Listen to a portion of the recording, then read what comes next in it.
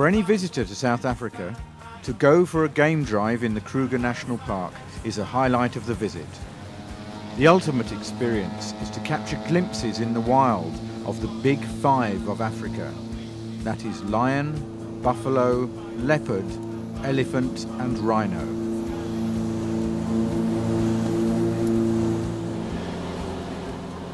In late 1997, we set off from Johannesburg with our hosts from Dimension Data, bound for the small airstrip at Ngala. Landing in 1 minute.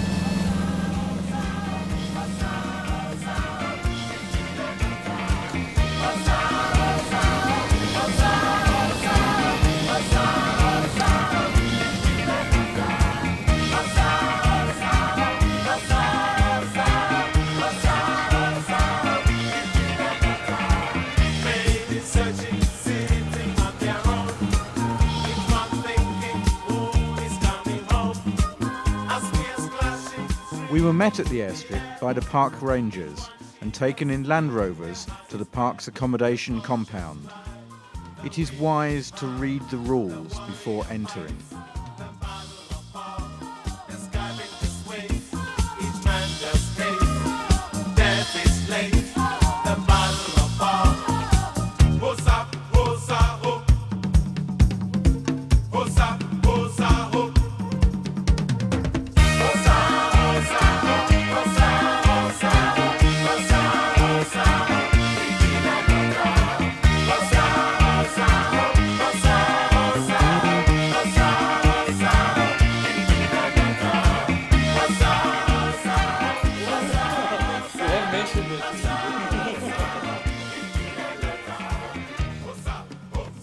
Excellent food and accommodation are provided at Ngala, and all the game drives are conducted in open Land Rovers, accompanied by a ranger and a tracker who sits on the front of the vehicle.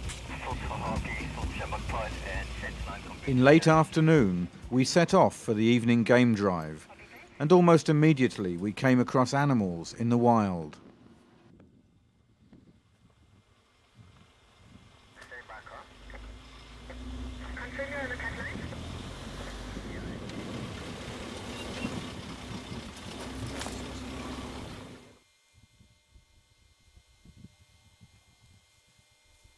Everything looks in good nick. Yeah, they're fat. Have a lot of...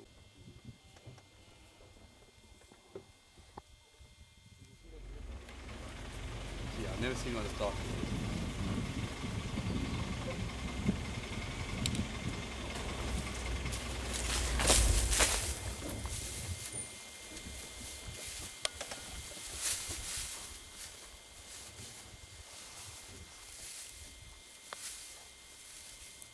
That's an old bull.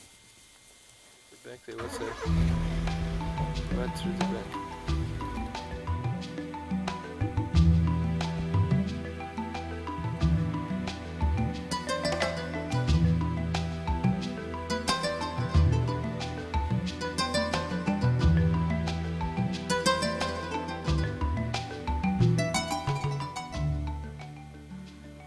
The body of this spider on a bush beside the track is as large as a man's fist. And just a little bit further down the track, we find the first of the big five, an elephant feeding. As soon as one of the females in the herd come into estrus, they'll start moving into the herds to breed with them, and as soon as they finish, they move off again. The cows chase them off. These guys, they live up to about age 60. Probably until they're about 4 or 5 years old.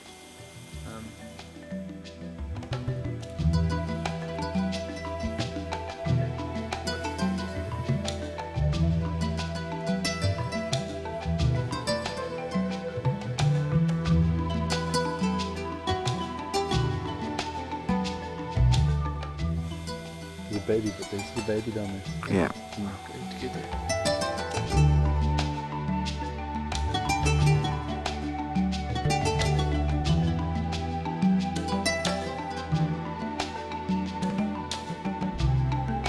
At dusk, beside the large watering hole, we found number 2, the buffalo, scratching himself against a tree. And then, a pride of lions. Oh, yeah, yeah, yeah. yeah. Oh, oh, oh, yeah, yeah. Oh, oh, yeah, yeah. Yeah, yeah, yeah. Oh, oh, yeah, yeah.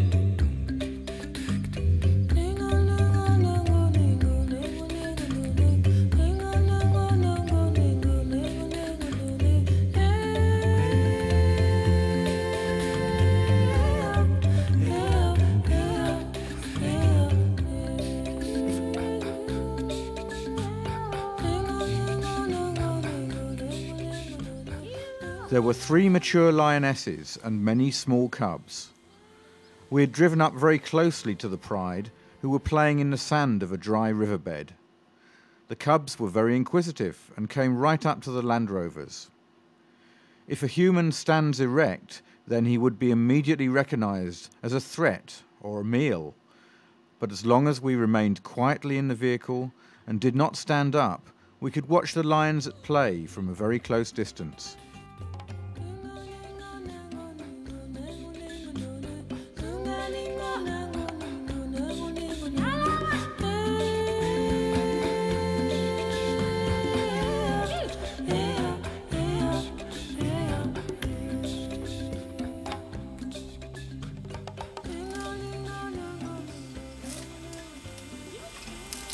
That animal is probably only about 35 kgs. On the way back to camp after dark, we were lucky enough to come across a leopard in the bush, and then a quite unique sight. Another leopard up a tree with his partly consumed kill.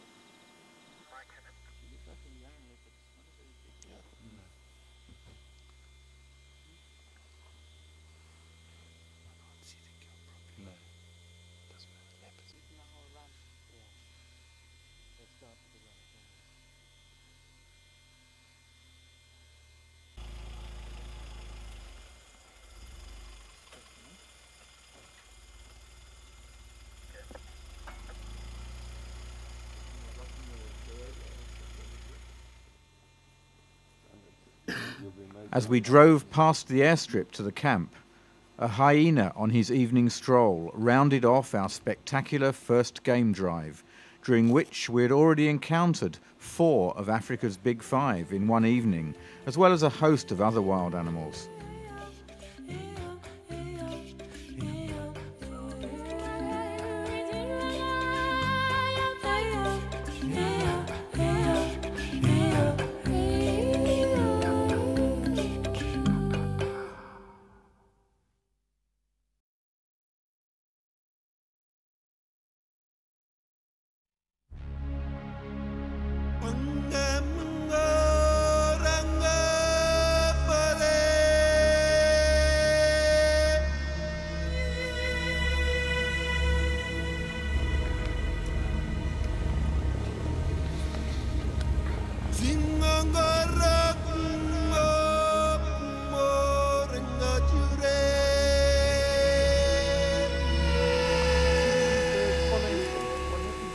Giraffe walks through the grass, it disturbs insects, and the bird, which is called a fork-tailed drongo.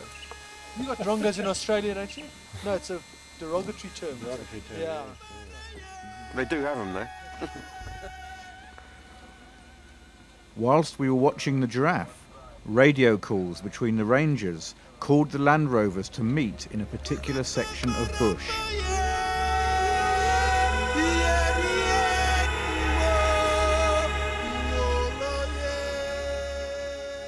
We had found number 5, the rhino.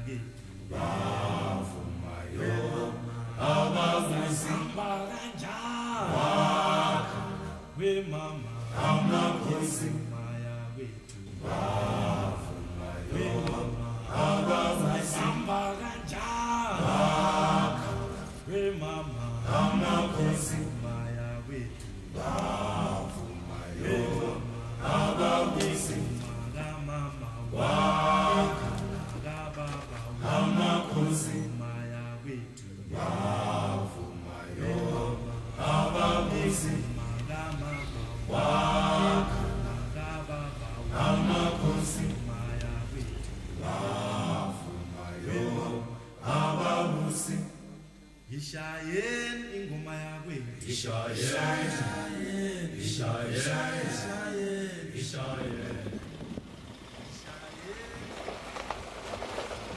also a track of a male lion here.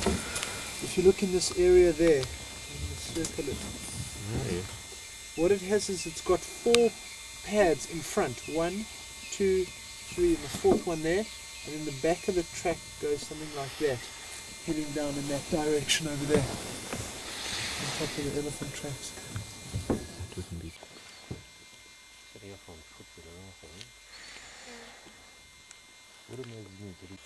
Now they've headed running through there, which is fine because it sort of takes us back to the road, which will take us back towards camp. So we'll just go around. If we pick them up,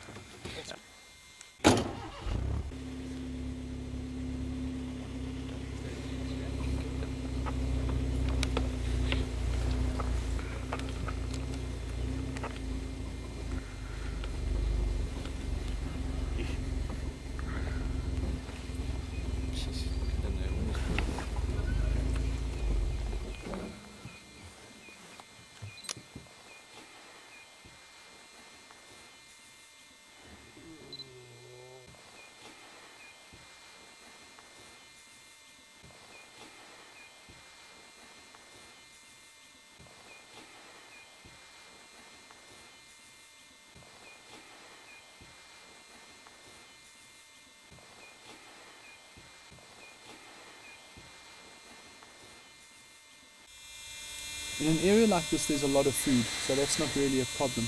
But the problem's other lions. Now male lions like this, I think in this area, if they make between 10 and 12, they've done incredibly well.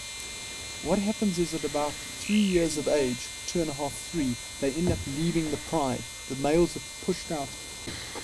Okay.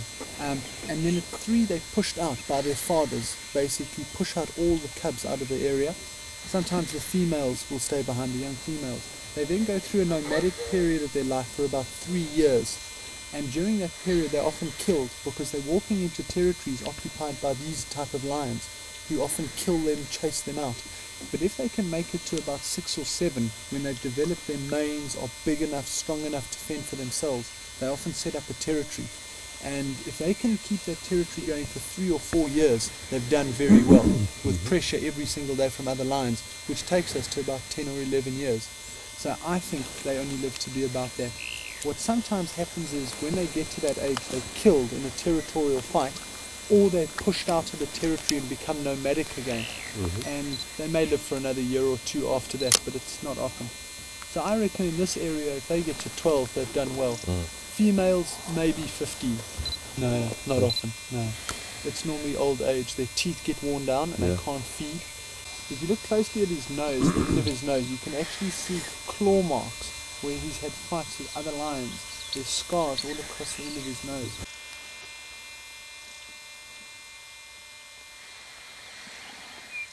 It's almost like you're seeing Dapple. What's it, the old Oppie part? Yeah. And that male just wasted it. Yeah, it's incredible. There's something so majestic to these was it? like that. It's so sad. It's a beautiful specimen. Yeah, these two in great nick at the moment. They're in their prime.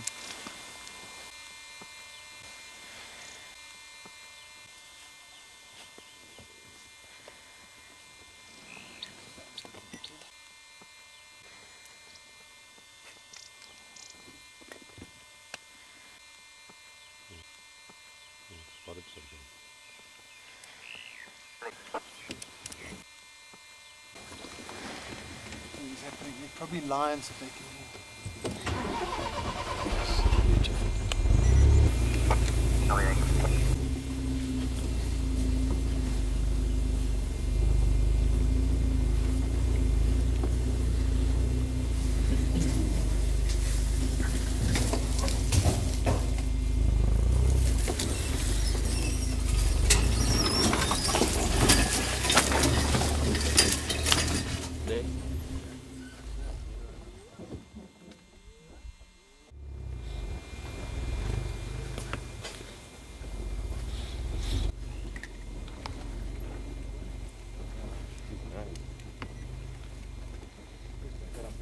Never seen anything so ferocious.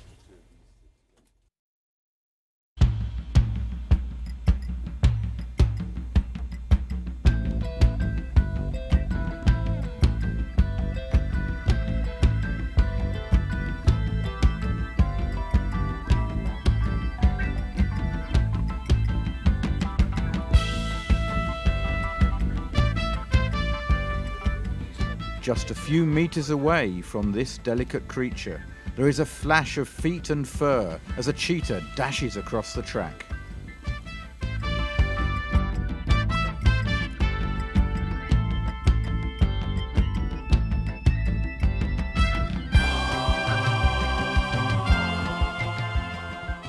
And the majestic cheetah brings to a close our first visit to Ngala.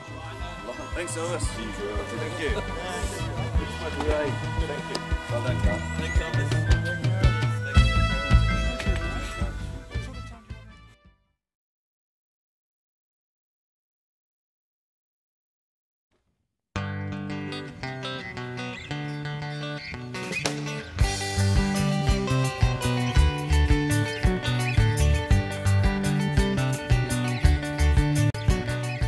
6 months later, we returned to Ngala and revisited the same pride of lions.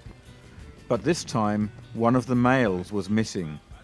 As predicted by the ranger, one of the two brothers had been killed in a fight with another lion, leaving just one male, who was now keeping very close to the females and the rest of the pride.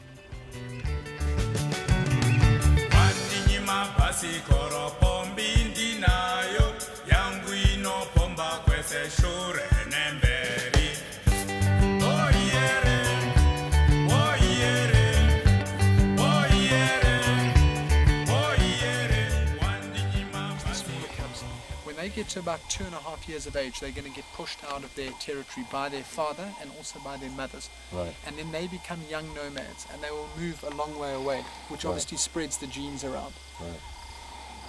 The chances are they're not going to get to it, just judging by the present situation. I think they're still young, they're 6 months old.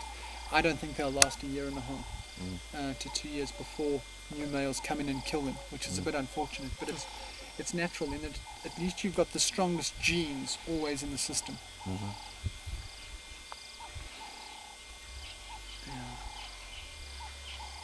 But even young females, the incoming males will kill them, because if they don't, the adult females don't come into season and then they cannot introduce their genes into the pride. So they will kill young females as well. To tell when they're lying down. But normally what happens is when it gets dark, they will start going hunting. Probably move up here into this open area where the wildebeest are, but it's quite difficult. They need a bit of cover. They can't really hunt in big open areas and then try and hunt.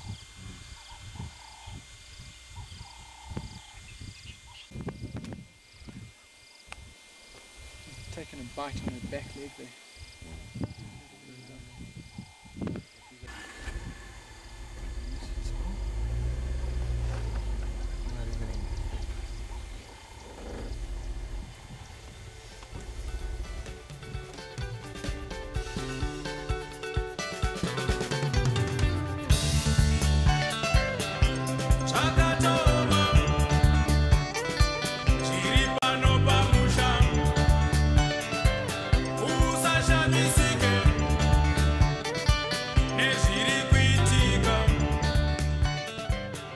Returning once again to the airstrip for our departure, we found that pilots' pre-flight checklists in this part of the world involve removing monkeys from fuselage. You have any of them on your roof this morning, right?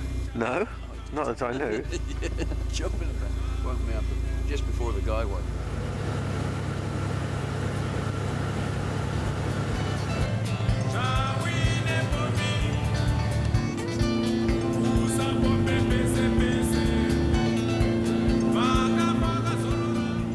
So in just 2 short trips, we were able to have spectacular views of Africa's Big Five, and much more besides. Goodbye, Ngala, until the next time.